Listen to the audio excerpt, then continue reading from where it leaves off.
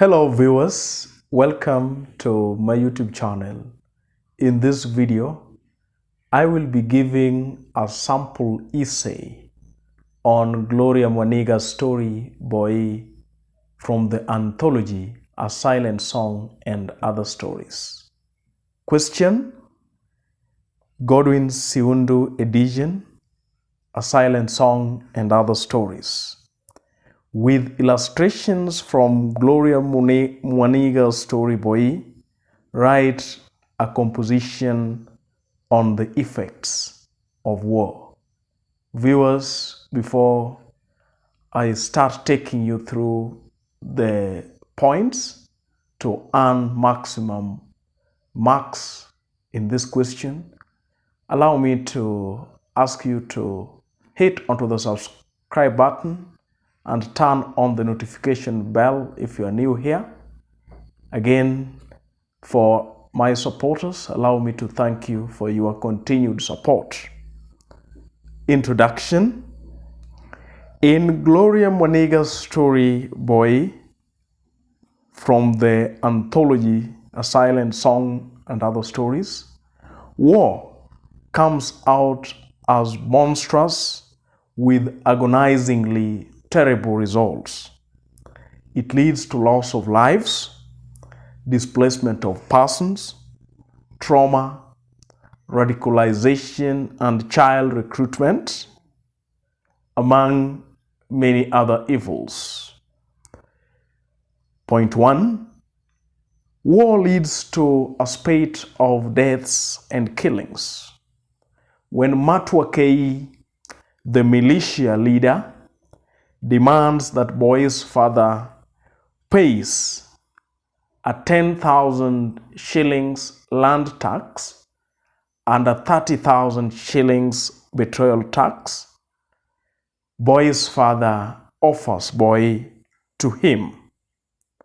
He does this out of fear that the militia normally chop off the heads of the non-compliant families, carry off their heads like trophies, and maybe even eat them like Idi Amin. The torture is inflicted with the first slow chopping off of the ears and feeding of worm-filled earth to the victims. The men who gather to exchange news talk of how the militia cut up people and threw their bloodied bodies into pit latrines, rivers, and public wells. Simoni also brings the news of the death of Boyi alongside other ragtag militia leaders towards the end of the text. Boyi is hoisted on a flying aircraft, and after that, the sergeant shoves him out of the aircraft without a parachute. All these illustrations assert to the fact that during war there comes killings and unwarranted deaths. Secondly, war impoverishes. War brings poverty. When Matwakei comes to collect the 10,000 shillings land protection tax, as well as the 30,000 shillings betrayal tax, Baba, who is the narrator's father as well as Boyi's father, gives him everything he owns. The precious Sony transistor radio, his hunting gun. He also promises to sell the only family's bull called Mta Mbakaki and give him all the cash. Matwakei declines to this offer, claiming that Boyi's father did not have to wait for the next day to lend a makonge and a rope to a land surveyor, and for that matter, he is a traitor. Given the kind of loss that Boyi's father undergo in the process to pacify Matwakei, it really is true that war impoverishes. Thirdly, war leads to child recruitment and radicalization into the army. There is a talk of militia going from house to house forcefully recruiting boys as young as 10. It comes out that Boyi, who has been offered by his father to Matwakei, is just 15. Interestingly enough, and quite sadly, he rises to the ranks of being Matwakei's right-hand man. The recruited children are to go back to their homes and kill a close relative so that their hearts could be hardened to kill others. Upon exhausting all the boys, the militia now resort to recruiting girls to go and cook for them.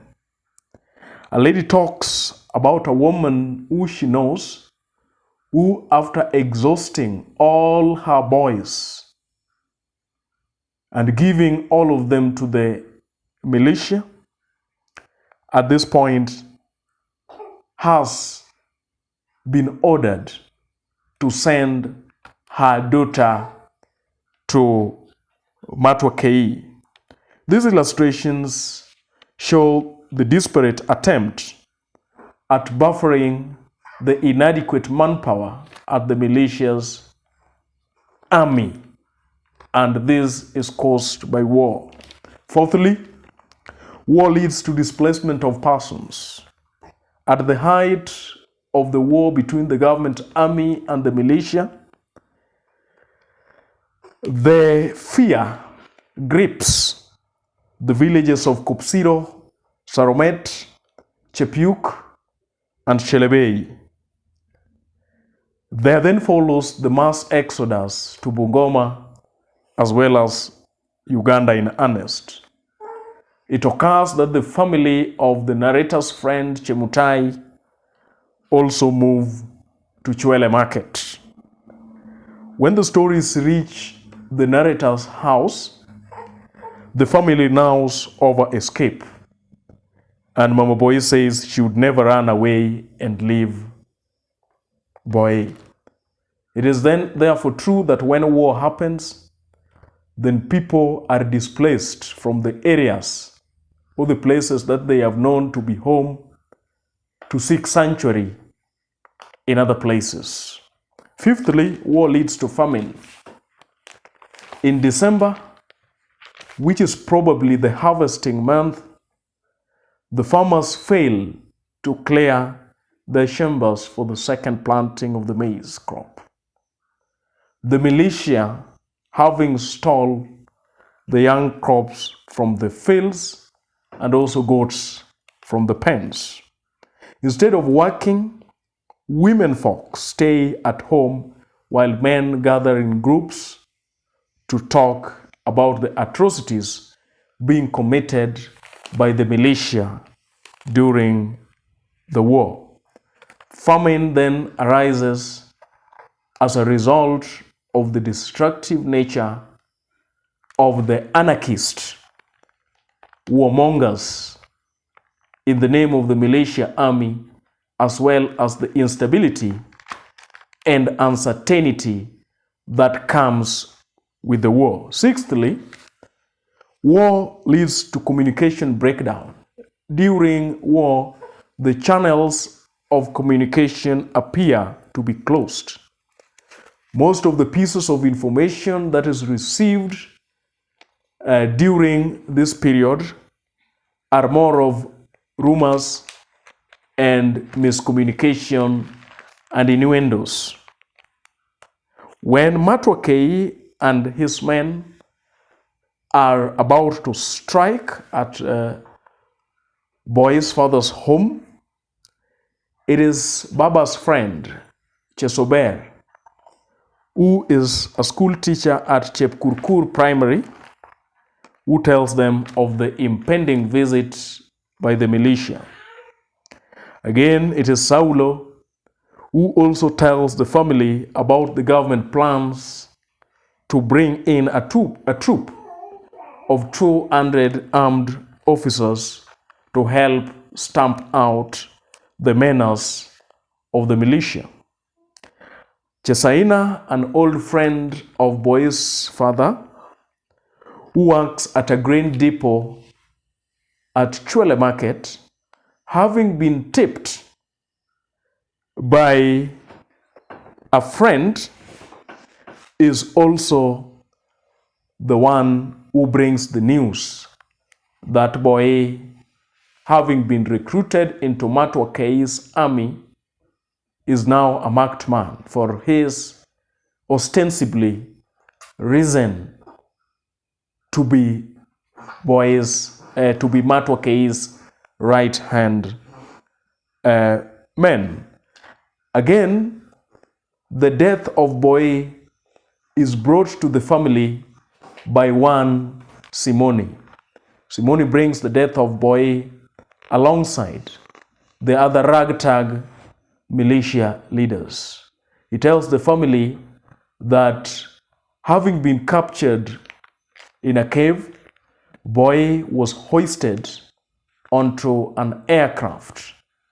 And when the aircraft was mid-air, the sergeant shoved Boyi out of the plane without a parachute. Again, and that is seventhly, war also leads to trauma. And it is seen that after Boyi has been taken by Matwakei, the mother seems to be traumatic and psychologically disturbed. She does not look up. She replies to no one. She's easily irked, chagrined, and angered, and shrieks most of the time. She becomes temperamental, calling the narrator a stupid girl and commanding her not to finish Boyi's tea. So there is some kind of anger that borders on lunacy at this point. She screams over meals. At times, she declares that she is seeing a vision of a dazzling white dove. And in her hallucination, God tells her that her son has escaped the militia and is on his way home, as a testament to the kind of desire that she has for Boyi to come back home. When soldiers finally arrive to contain the militia, Mama stops touching her food and starts muttering to herself. She develops some kind of lunatic monologues and soliloquies. Her ugali remains untouched until a crusty brown film forms on them, and it is then thrown away to the chicken coop. Those are 7 points there. So in an event that you find this in an examination, then you choose the best 4 and you add more illustrations to them. Conclusion: war is something not to wish for, as it dehumanizes and numbs people's sensibility by causing unwarranted deaths, poverty, famine, displacement of persons, communication breakdown, as well as child recruitment and radicalization into the army. Until next time.